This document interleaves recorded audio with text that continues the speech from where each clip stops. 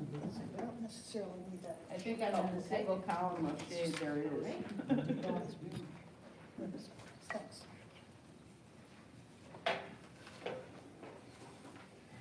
Oh, it's so good to see people arriving.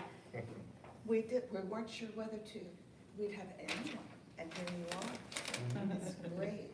And not too many people, that was the other thing, was worried that we'd set up for 20 at most, and we'd get 50, and then, Oh. what would we do?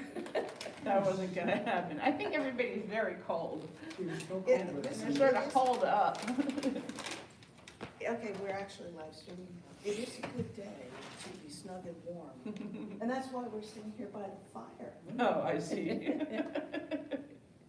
Very nice. For those of you who can't tell, this actually, the fireplace isn't, it's broken, and so we have the iPad with the fire on it. I sometimes can convince myself that I'm actually feeling warmth from it, you know, if I do it for myself at home. Did the candle lighting go all right last night because I had to leave? Everything was wonderful. Thank you for your help. Thank you. Wasn't as much as I would have liked, I couldn't stay. Well, let's get started. Sakura, please go ahead.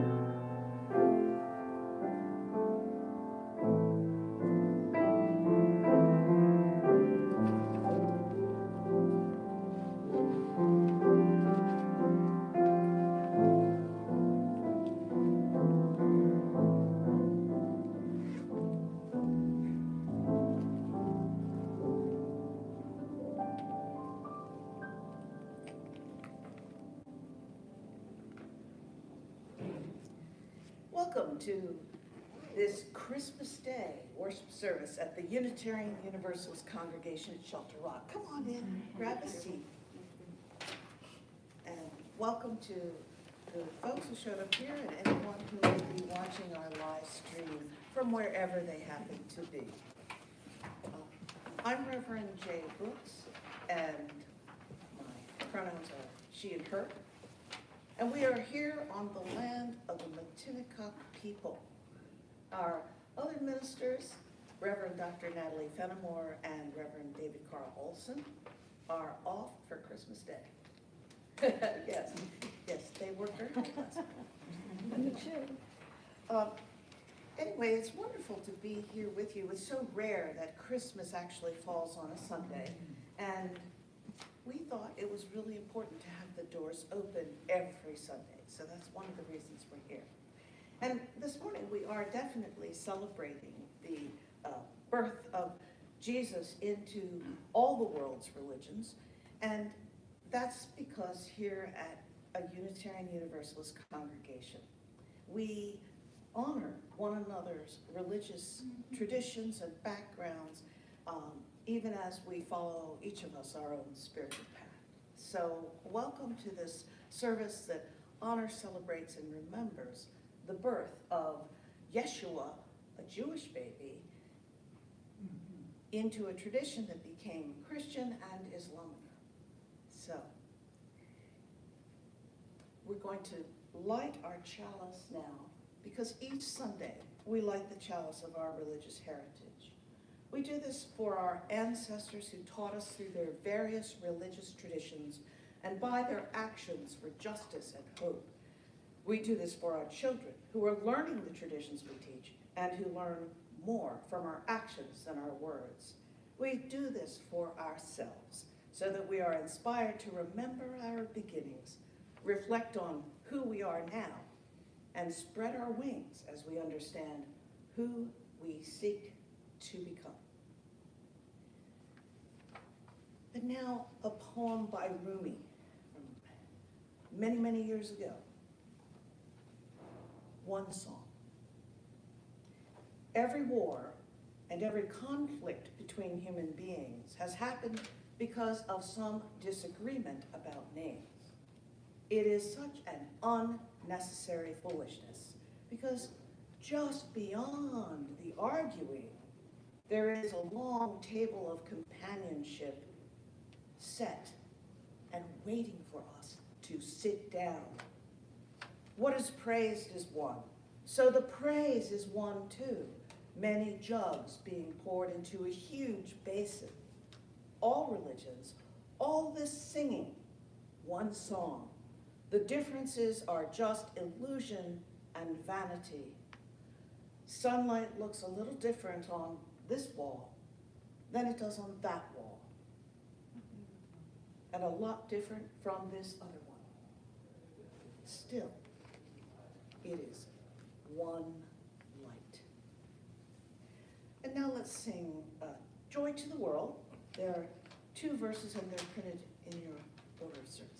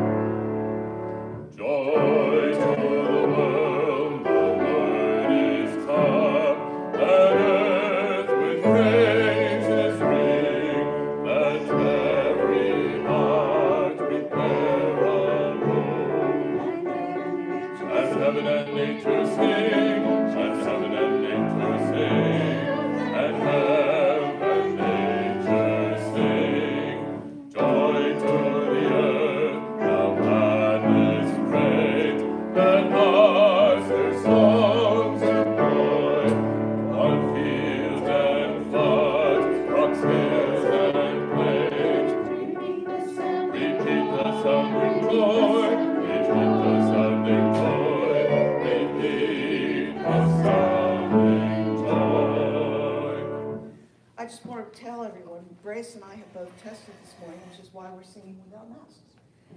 We were both negative. And I want to invite the folks who just arrived, please come on over and grab a seat. Sit on the couch, you can sit in the chairs. We're very informal this morning. We're just telling stories around the fire. Hi kids, good to see you. So our first story today is a true story. I call it the sheepdog. And I believe very clear. There is a dog in the story. There's not an actual sheep.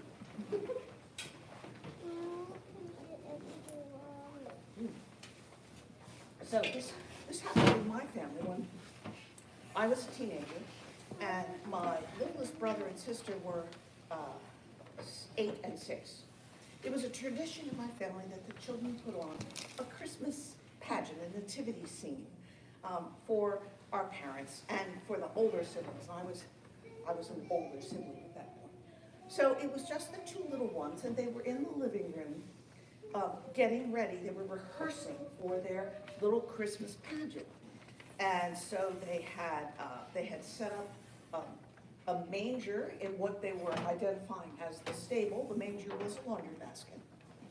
And they were wearing, I think they had gotten my parents' bathrobes, because it was very, very long bathrobes, tied several times with a belt. And they were in there telling each other what they were going to do. And at some point, they decided that even though they were going to play all the key roles, that they did need a sheep. They enlisted the dog to be a sheep. And the dog was a black dog. And his name was Duke. And although he was kind of a small to medium size, he had a big bark.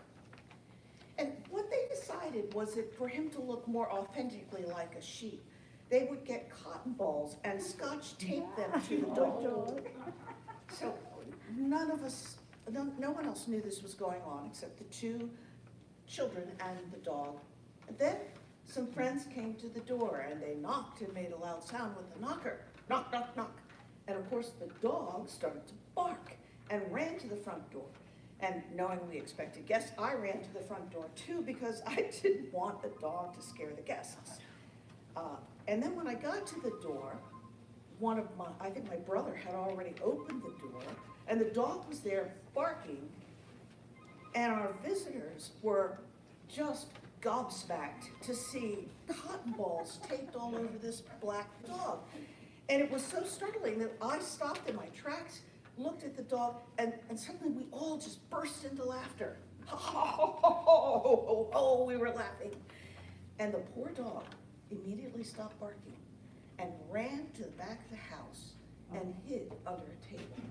He was so embarrassed. Here he was being ferocious, and people laughed at him. So I think the moral of this story, if there is one, and probably there's more than one, but at least one moral of the story is, if someone barks at you, try laughing. It might just scare them away. And I want to say that this story is one of the treasured stories that's been told year after year in my family. And those little children who scotch tape cotton balls to the dog are now quite elderly, but they still remember the story. And when we think about some of the stories that we see in the Holy Scriptures of various religions, a lot of them started out being told and passed down before they were ever written down. And that's the way this story is in my family, although honestly, it's only about 40 years old. All right. Oh, spilling the water. So, in honor of the nativity scene, the children laying the baby Jesus in the manger that was made from a laundry basket, let's think about Bethlehem and the little town of Bethlehem to which Joseph and Mary went to register for taxation and where Mary gave birth to Jesus. So, O little town of Bethlehem, 2 verses that are in your order service.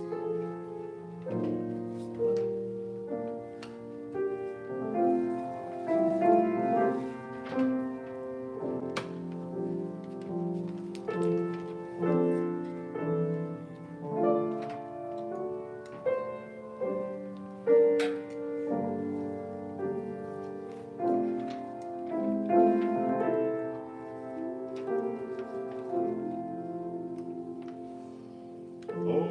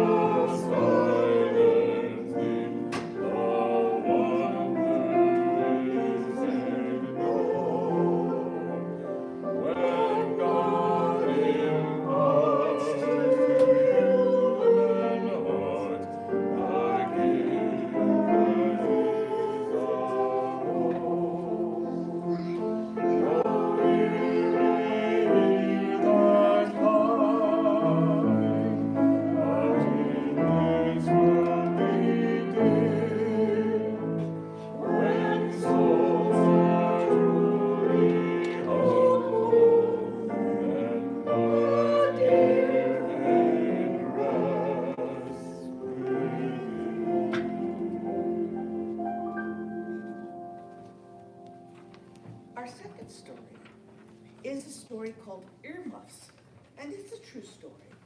And for me, it's a story about how one person, a person who started as a baby like the baby Jesus, but one person can actually make quite a difference in the world, even if it's not in a huge way.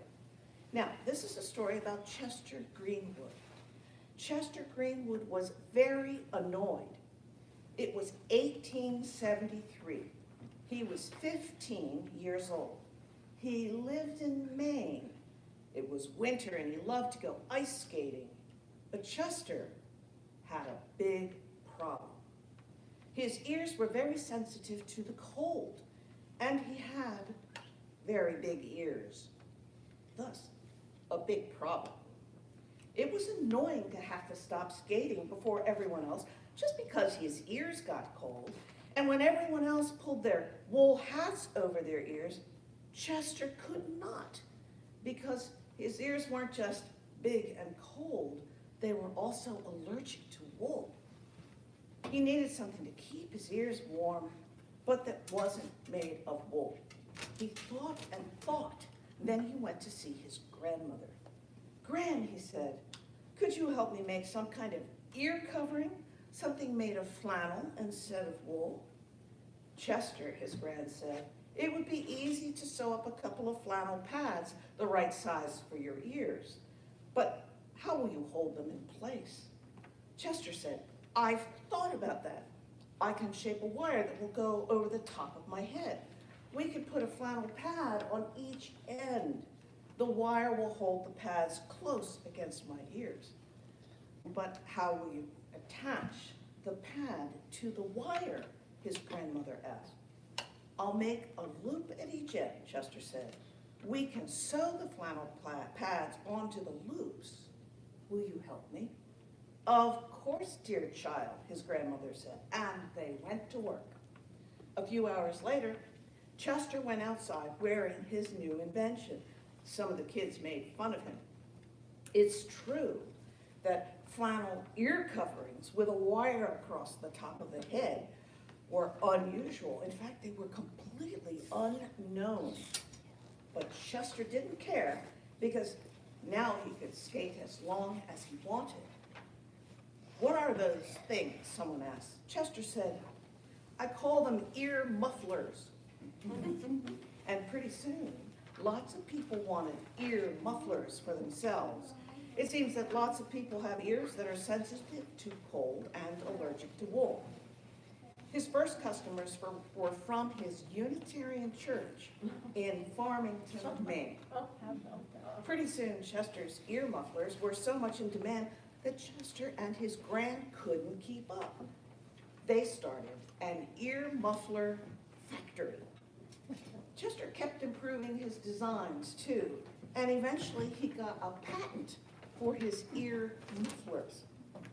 Today we call them earmuffs, but the important thing is that this Unitarian kid who got teased because his ears were big and cold found a way not only to solve his problem, but also to make everyone's ears a little bit warmer.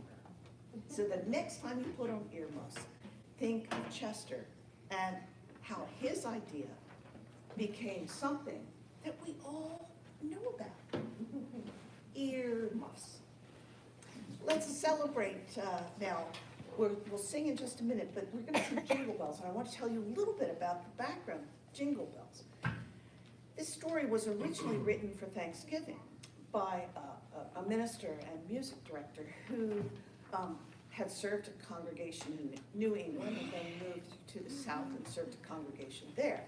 And so there are actually two Unitarian congregations that claim that they were the origin of Jingle Bells, which was originally called One Horse Open Sleigh.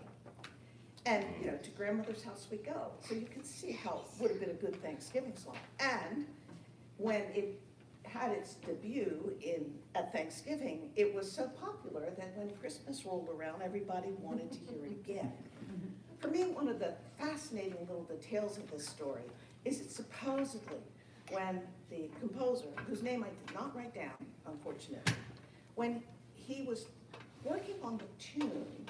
He was in New England, and supposedly the only piano for miles around that he could get to was in a tavern. And so he actually worked this out on the keys of the piano in the tavern. So here it is, Jingle Bells. Sakura, would you give us the tune?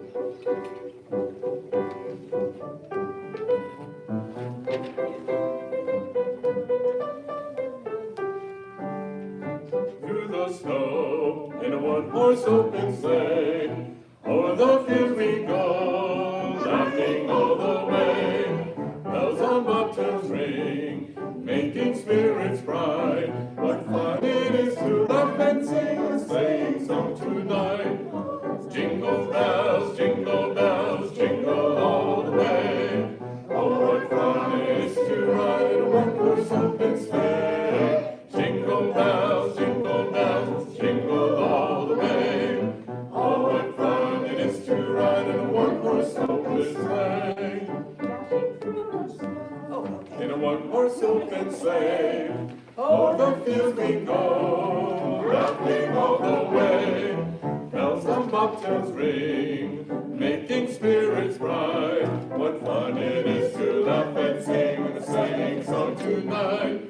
Jingle bells, jingle all the way.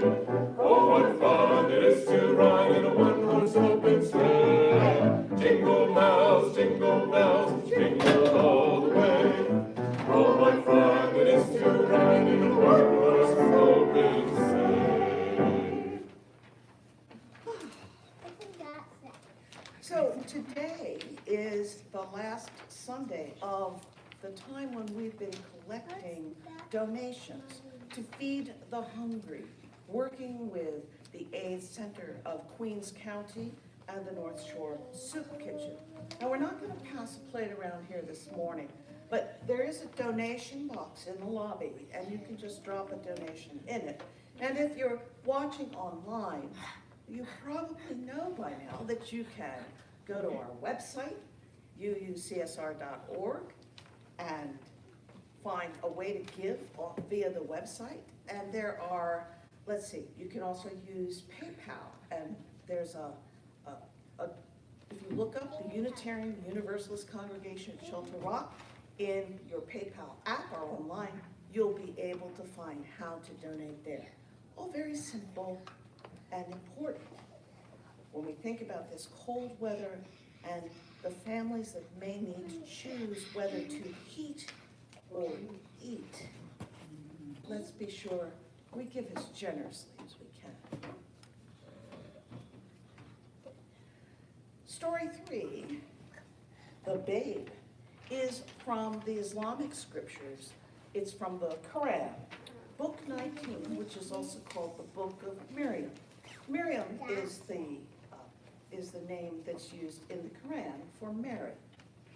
And in the Islamic tradition, which was, the Quran was written down actually hundreds of years after the birth of Jesus. But in this tradition, Mary is by herself, and she leaves home, gives birth, and returns to her village carrying her newborn child.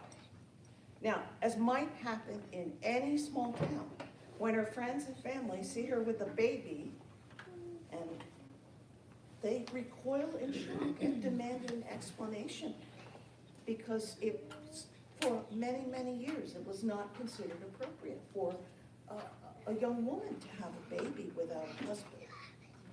And in the Islamic tradition, there is no Joseph accompanying Mary to Bethlehem. But the story does actually begin, much as it does in the Christian Gospel of Luke, with a mysterious being, perhaps an angel, who appears to Miriam to tell her she will be the mother of a holy child. And this Spirit of Allah came to Mary in the form of an immaculate human and said, I am only the messenger of your Lord to give you the gift of a pure son. She said, how can I have a son? He said, it is easy for me, said the Lord. we will make him a sign for humanity and a mercy from us. It is a matter already decided. So Mary became pregnant, and she carried the baby and secluded herself in a remote place. The labor pains came upon her by the trunk of a palm tree. Now, anyone who's ever given birth may really be able to empathize with what Mary said next. She said, "Oh, I wish I had died before this and been completely forgotten." But then a voice reassured her from below, and by this word below, we understand it to be the newborn baby who is talking to Mary. The baby was talking just as it was born. And the baby said, "Do not grieve. Your Lord has provided a stream at your feet. Shake the trunk of this palm tree towards you. It will drop fresh, ripe dates upon you. Eat and drink, and put your heart at ease." But if you see any of the people say, "I have vowed silence to the most compassionate, so I am not talking to anyone today." And I want to say that perhaps a woman who has just given birth may well feel like saying, "I am not talking to anyone today." So then Mary returned to her village, carrying the baby. And the people who saw her said in shock, "Oh, Mary, you have certainly done a horrible thing." Not speaking, she pointed to the baby. They exclaimed, "How can we talk to someone who is an infant in the cradle?" Well, then, of course, the baby replied. Jesus said, "I am truly a servant of Allah. He has destined me to be given the scripture and to be a prophet. He has made me a blessing wherever I go and bid me to establish prayer and give alms for as long as I live, and to be kind to my mother. He has not made me arrogant or defiant. Peace be upon me the day I was born, the day I die, and the day I will be raised to life." In this story of the birth of Jesus, the words of the babe express the fundamental message of the teachings of Jesus in both the Christian and the Islamic traditions. Be kind, help the poor, love one another. And Grace is going to sing for us, "Lo, how a rose erblue."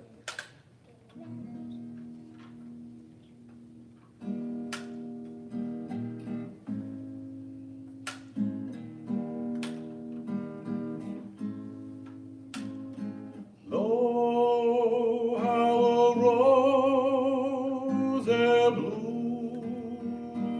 blooming from tender stem has sprung.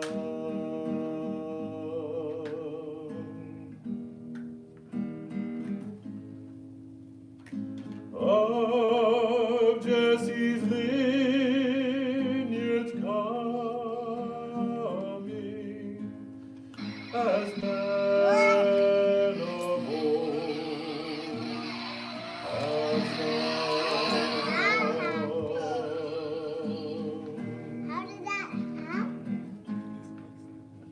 It came a floweret bright amid the cold of winter, when half spent was the night.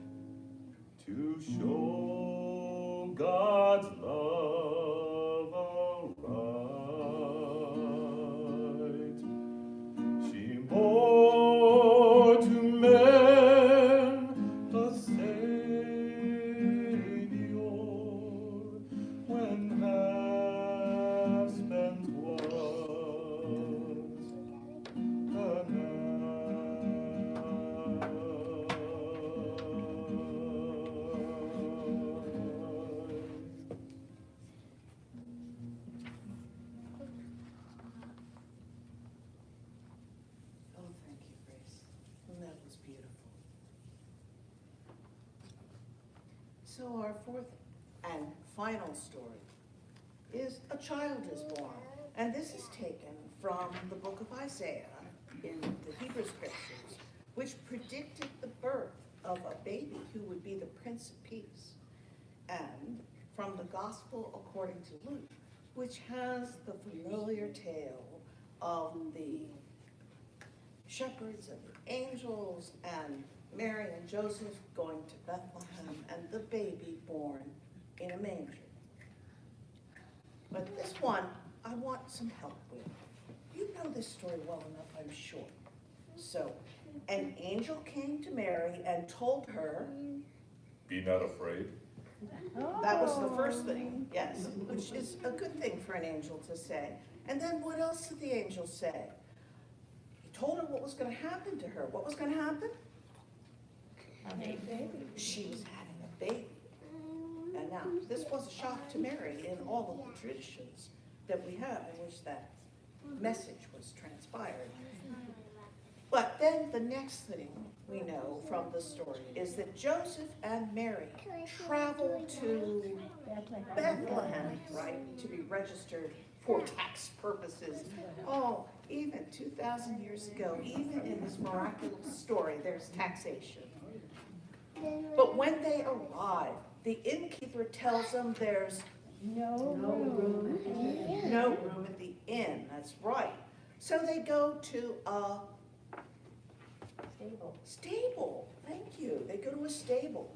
And when Jesus is born, they don't have a cradle, so instead they put him in the manger. Yes. Meanwhile, there are shepherds in the fields. An angel appears, and they are afraid. The angel says, Don't be afraid. again, a good reassurance to them. And then there were more angels singing and saying that the birth of Jesus is the long-predicted birth of the one who will be called Wonderful Counselor, the Prince of Peace. Yes. Then the shepherds go to Bethlehem, to the stable, and they find Jesus lying in the manger. They tell Mary and Joseph what they've seen. And you know, they must have told many other people besides, because you know this story. It's the story that is still told today. One of the things about all of the stories of the birth of Jesus that fascinate me is how they have all come down to us through centuries, first beginning with centuries of oral storytelling. And it's amazing how the birth is predicted in the Hebrew Scriptures. It's celebrated in the Christian and the Islamic Scriptures. And in a way, this is just exactly what Rumi said. Different languages, different traditions, singing, but still just one song. A song about peace, a song about love, a song about hope. And to me, that's what the spirit of Christmas is all about. So let's sing now Silent Night. 2 verses, they're in your order of service.